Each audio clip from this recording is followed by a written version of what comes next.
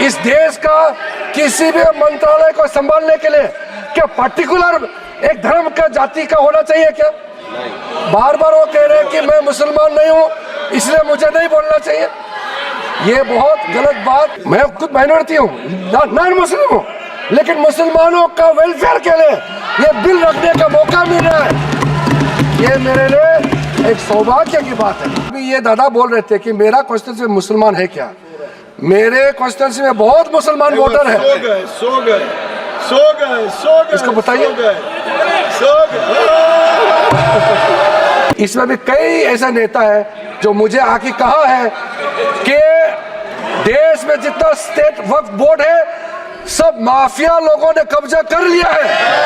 ये बहुत लोग कह रहे हैं, आज सदन में नहीं कह रहे हैं, सदन में अपना अपना पार्टी का दबाव या किसी के डर से या वोट बैंक का चक्कर से नहीं बोल रहा है, मगर प्राइवेटली हर एक मुसलमान आकर के कहता है। नाम मत बताना।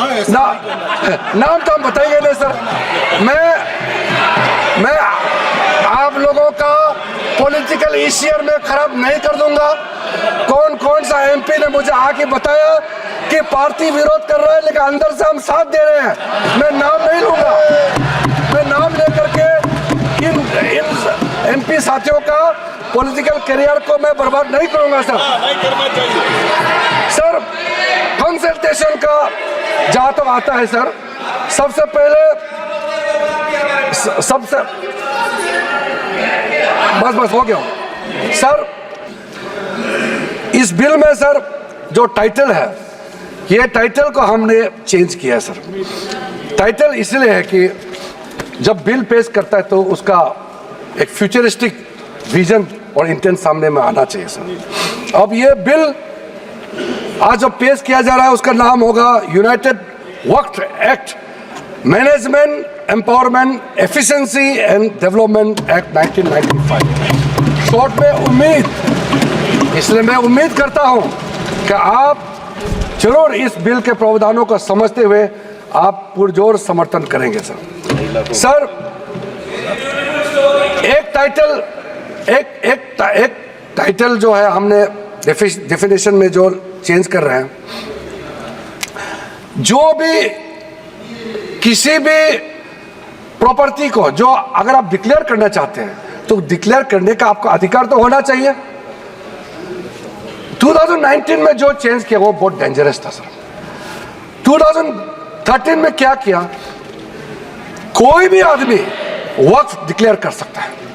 हमने कहा बिल्कुल नहीं कर सकते हैं, जो मुसलमान है वही वक्फ क्रिएट कर सकते हैं और नॉन मुसलमान नहीं कर सकते। नहीं तो सर ये फ्यूचर में जब जवाब देते समय हम डिटेल बोलेगा कि इसका डेंजरस कोनोटेशन क्या हो सकता है।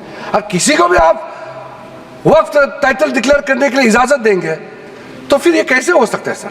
इसलिए हमने पुराना सिस्टम, ये 2013 का, हम पुराने सिस्टम में पुराने डेफिनेशन में वापस जा रहे हैं सर। अब सर इन्होंने कलेक्टर्स के बारे में काफी आपत्तिजनक उन्होंने याद दर्ज कराया। कलेक्टर जो डिप्टी कमिश्नर होते हैं, क्या कोई पर्टिकुलर पॉलिटिकल पार्टी अपॉइंट करते हैं क्या? वो रेवेन्यू उसी के पास रहते हैं जी। रेवेन्यू का रिकॉर्ड कलेक्टर के पास ही रहते हैं सर। और ये बोलते हैं कि कलेक्टर के पास ये रेवेन्यू वाला काम कलेक्टर को नहीं देना चाहिए। तो कलेक्टर का काम क्या है बताइए फिर? आप बताइए। कलेक्टर बनाया इसलिए रेवेन्यू रिकॉर्ड देखने के लिए। मुझे समझ में नहीं आया किस चीज को विरोध कर रहे हैं सर। ये रेवेन्यू ऑफिसर होते हैं सर। इसलिए सर जब सर्वे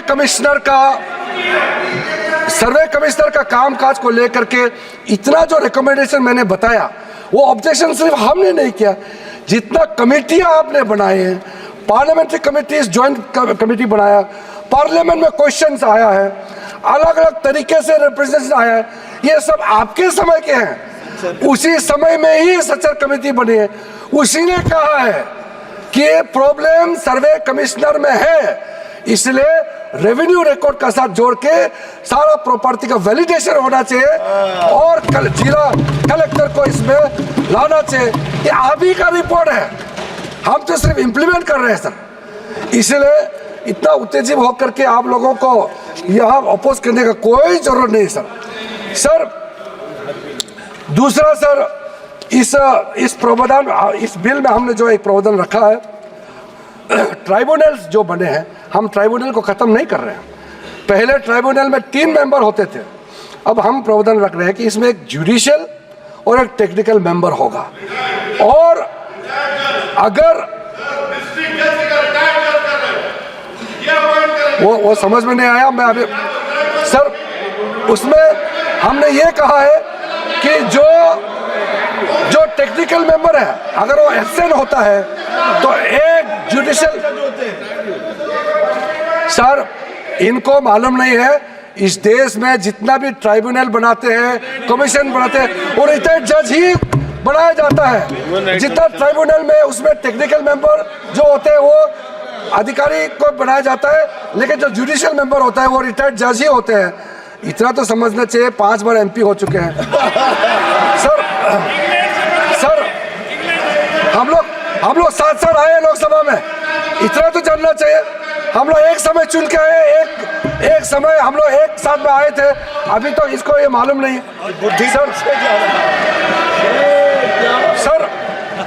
टोटल केस ट्राइब्यूनल्स के अंदर में 12,792 केसेस आज वक्फ बोर्ड्स में पेंडिंग है, 19,207 ट्राइब्यूनल्स में पेंडिंग है। क्यों इसको हम लोग डिस्पोज नहीं कर सकते हैं? क्या आप चाहते हैं कि ऐसे ही पड़े रहे? आप सोचिए सर। इसलिए सर टाइमलाइन हमारे लिए बहुत जरूरी है। न्याय मिलना चाहिए, लेकिन समय पे न्याय मिलना चाहिए। इसलिए सर इस नए बिल में प्रावधान किया, मैं सदन में आपके माध्यम से रखना चाहता हूं। अब हमने टाइमलाइन सेट कर दिया है। फाइलिंग जो भी होता है उसका अपील 90 डेज के अंदर में होना चाहिए और डिस्पोजल ऑफ द केसेस 6 महीने के अंदर होना चाहिए। अब ये बिल पास होने के बाद ये जो हजारों केसेस पेंडिंग है, इसका पूरा का पूरा साफ हो जाएगा, निवारण हो जाएगा, सेटलमेंट हो जाएगा। इसमें क्या दिक्कत है? जल्दी न्याय मिले तो ठीक है ना सर। दूसरा इम्पोर्टेंट, बस मैं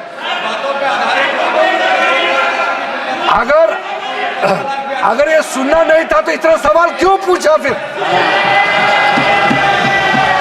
इतना पूछा तो कम से कम सुनना चाहिए। आप सवाल पूछ के भाग जाना चाहते हो, ऐसा हम करने नहीं देंगे। आप भाग जाने से भी हम बोलते रहेंगे, अपना बात भी सदन में पूरा रखेंगे हम। सर आज ये टेक्नोलॉजी का जमाना है, वक्फ बोर्ड में टेक्नोलॉजिकल इंडक्शन ये अनिवार्य है। इसलिए सर हमने ये प्रावधान रखा है कि वक्फ बोर्ड में साइंटिफिक तरीके से, बहुत ही एफिशिएंटली, ट्रांसपेरेंट तरीके से वक्फ बोर्ड चलाने के लिए पूरा का पूरा टेक्नोलॉजी का इसमें उपयोग किया जाएगा और बिल्कुल ये हर समय ये निगरानी में रहेगा। हमारा मंत्रालय से ओवरसाइट, कॉन्टिन्यूस मॉनिटर करते रहेगा। वक्फ प्रॉपर्टी का सारा प्रावधान ये प्रावधान किया गया है सर। एक पोर्टल सर, सेंट्रल गवर्नमेंट का पोर्टल है, उसमें सारा अकाउंट्स का फॉर्मेट होगा और साथ साथ में जो मुतवाली से जिसका खिलाफ इतना कंप्लेंट करते हैं उसको अकाउंटेबल बनाया गया है कि गलत काम करेगा तो उसका खिलाफ कार्रवाई होगा सर। और सर मंत्रालय ने ये सारा पोर्टल को गति शक्ति इकोसिस्टम के साथ हम लोगों ने इंटीग्रेट करने का पॉलिसी प्रोसेस शुरू कर चुके हैं सर। एक बहुत महत्वपूर्ण जो मैं कहते हुए मुझे अच्छा लग रहा है, अब जो नया बोर्ड होगा सर, सेंट्रल वक्फ काउंसिल और स्टेट वक्फ बोर्ड होगा, इसमें महिलाओं का रिप्रेजेंटेशन अनिवार्य हो गया है। महिला इसमें रहेंगे और इसमें मुस्लिम महिला और जितना अलग डिनोमिनेशन है, बोहरास, आगा खानीज और अदर बैकवर्ड क्लासेस अमंग्स मुस्लिम, इनको भी हमने बोर्ड में स्थान देने का निर्णय किया गया। अब हम लोग सब यहाँ मेंबर ऑफ पार्लियामेंट है। हमारा कॉन्स्टिट्यूंसी में हर धर्म के लोग हैं। अभी ये दादा बोल रहे थे कि मेरा कॉन्स्टिट्यूंसी में मुसलमान है क्या? मेरे कॉन्स्टिट्यूंसी में बहुत मुसलमान वोटर है। सो गए। इसको बताइए। ऐसे आप देखते हैं। उठाओ। इसलिए मैंने कहा ना दादा, आप हर समय मत बोलिए, नींद आ जाएगा आपको। सर थक जाते हैं हम लोग, सर जो महत्वपूर्ण बात मैं कहना चाहता हूं सर, मैं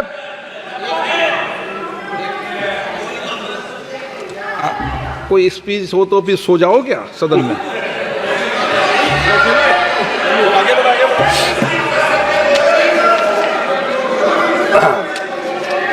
वो कल रात क्या कर रहे थे मैं नहीं पूछूंगा उसको।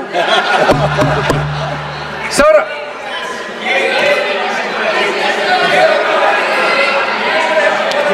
चेक कर लेंगे, सर पॉलिटिकल रिप्रेजेंटेशन, चेक कर लेंगे। ब्रोदर पॉलिटिकल रिप्रेजेंटेशन हमारे लिए जरूरी है। हो गया।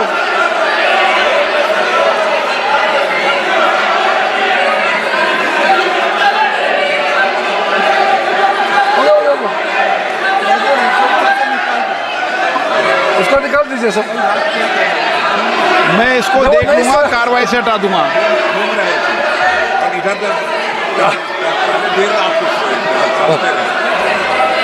और रात भर पढ़ रहे थे, किताब पढ़ रहे थे, मैं क्या कर सकता हूँ?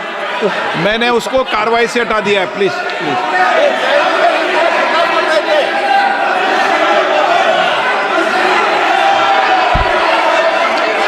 हो गया। सर मैं पॉलिटिकल रिप्रेजेंटेशन के बारे में कहना चाहता हूँ।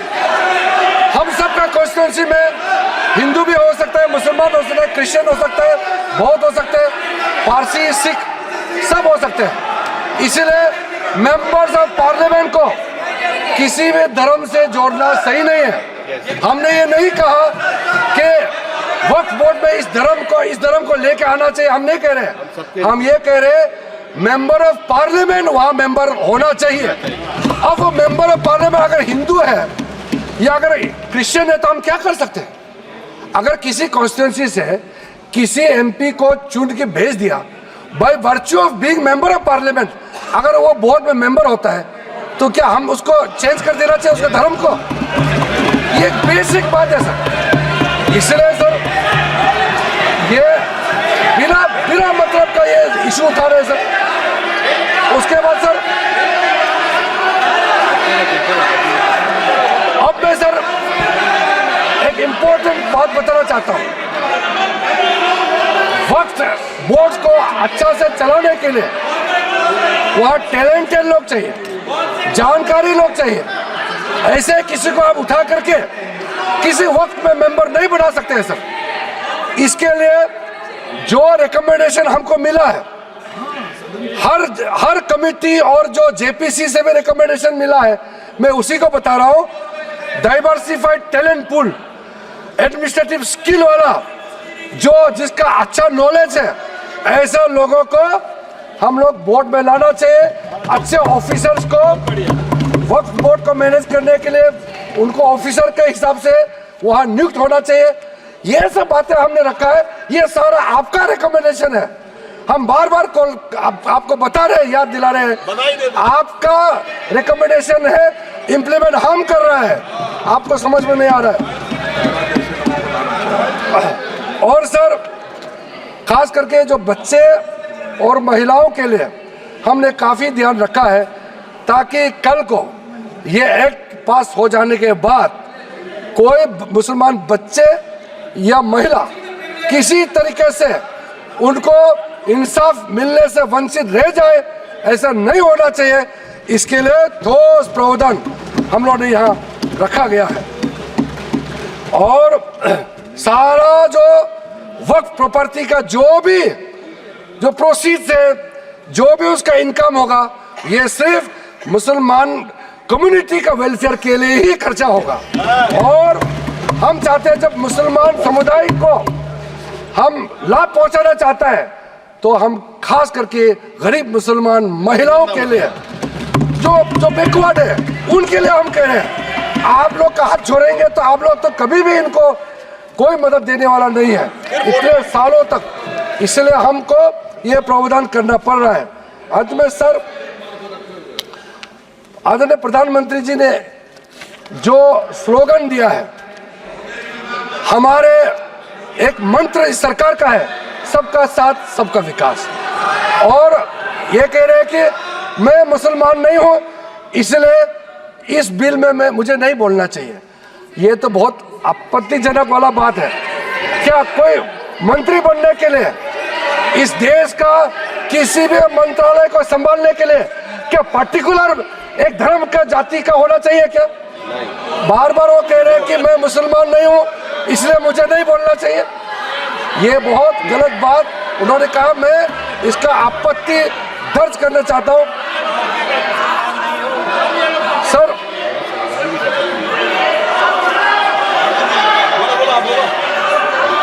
बोला इसलिए सर इस बिल को इस सदन में रखते समय मुझे बहुत ही खुशी तो मिल रही है, साथ साथ में एक भावना भी है मेरे मन में कि एक नॉन मुस्लिम, मैं खुद माइनॉरिटी हूँ, नॉन मुस्लिम हूँ, लेकिन मुसलमानों का वेलफेयर के लिए ये बिल रखने का मौका मिल रहा है। ये मेरे लिए एक सौभाग्य की बात है। आदरणीय प्रधानमंत्री जी का आशीर्वाद से इतना एक भला काम करने का जो मौका मिला है, ये हर आदमी को ये मौका नहीं मिलता है, इसलिए मैं अपने आप को मैं बहुत ही भाग्यवान मानता हूँ, क्योंकि हर रोज हम लोग काम करते हैं, इस सदन में बैठ करके 12 बजे तक, रात तक हम लोग डिबेट डिस्कशन करते हैं। कभी कभी ऐसा मौका मिलता है जो सदियों तक याद रखेगा कि ऐसा काम किसी सरकार को, किसी मंत्री को बात रखने का मौका मिलता है। सर, मेरे पास और भी पॉइंट बहुत है, लेकिन जैसे हमारे कांग्रेस के साथियों ने और कई लोगों ने भी रिक्वेस्ट किया है, मैं मानता हूं कि जो प्रमुख रूप से जो मुद्दा, जो ऑब्जेक्शन रेज किया गया, उसका हमने रिप्लाई कर दिया गया है। और बिल में जितना भी प्रावधान, जितना सेक्शन हमने या डिलीशन किया, एडिशन किया या अमेंड किया, सारे के सारे प्रावधान को हम उचित समय पर और विस्तार से आपके सामने में रखूंगा। ये मेरा आखिरी भाषण नहीं है, इसलिए आप लोगों ने इतना आपत्ति आप लोगों ने दर्ज किया, लेकिन मैंने उसका सिर्फ 50% ही रिप्लाई किया है। अभी 50% और भी जवाब देना बाकी है, लेकिन आदरणीय अध्यक्ष महोदय जी का परमिशन से आज आप लोगों को भी इतना सवाल उठाने का मौका दिया, इतना और ज्ञान मुझे भी आपके जितना भी आशंकाएं हैं दूर करने का मौका दिया। अध्यक्ष महोदय जी, इसी शब्दों के साथ मैं आपसे अनुमति चाहता हूं कि इस बिल को मैं इस सदन में इंट्रोडक्शन के रूप में पेश करूं। नहीं, माननीय सदस्य, जो सदस्यों की भावना है कि आप इस पर और डिटेल चर्चा करना चाहते हैं, इस विषय कुछ बोलना चाहते हैं आप? सर, जैसे कि हम लोग बहुत ही ओपन माइंडेड, बहुत ही डेमोक्रेटिक तरीके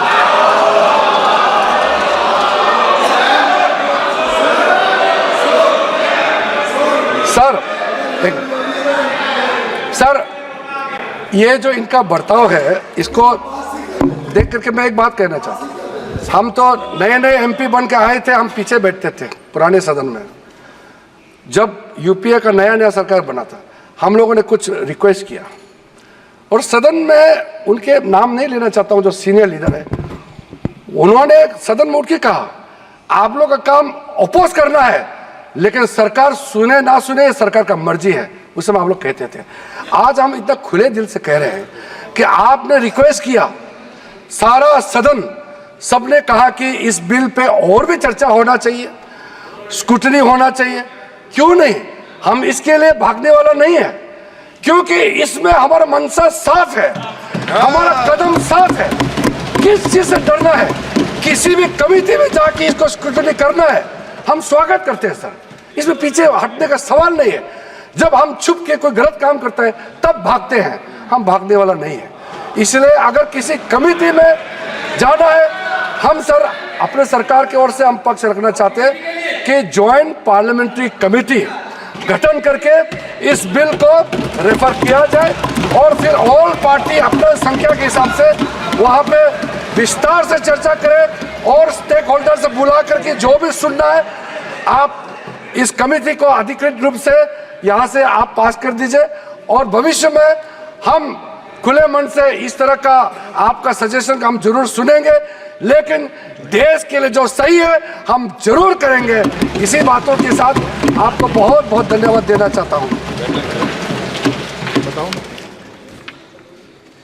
प्रश्न ये कि विधेयक को पुनर्स्थापित करने की अनुमति प्रदान की जाए।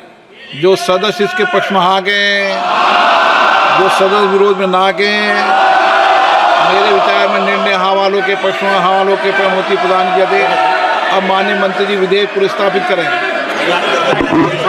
Sir, I introduce the bill.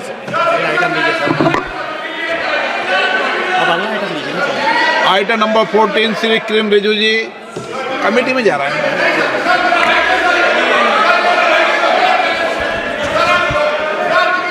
Sir, with your permission, I rise to move for leave to introduce the Mussalman Waqf Repeal Bill 2024.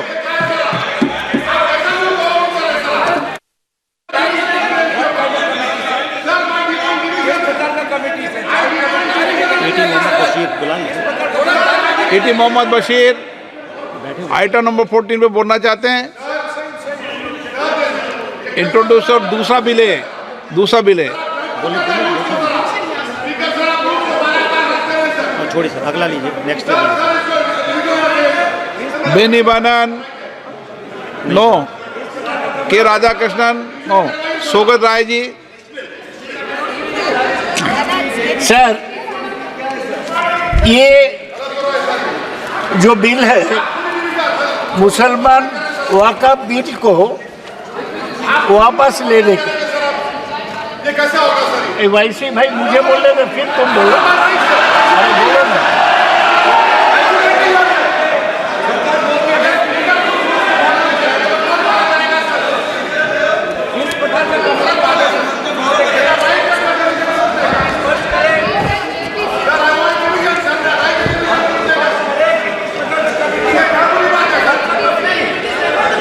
कोई बुरी बात नहीं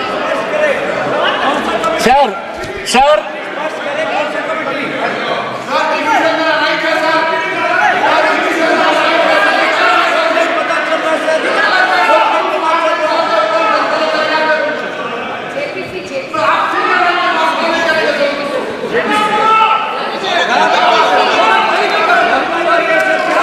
अभी मंत्री जी प्रस्ताव लाएंगे, अभी नहीं, इसके बाद, अभी इनको बोलने के बाद सर आएगा।